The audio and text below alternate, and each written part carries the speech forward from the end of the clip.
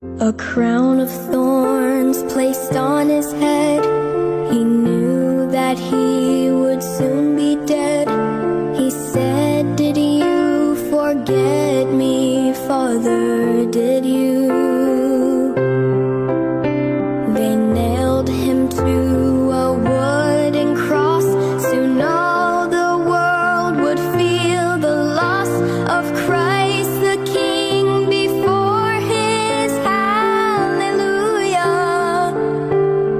Hallelujah, hallelujah,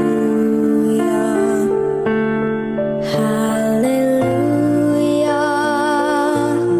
hallelujah.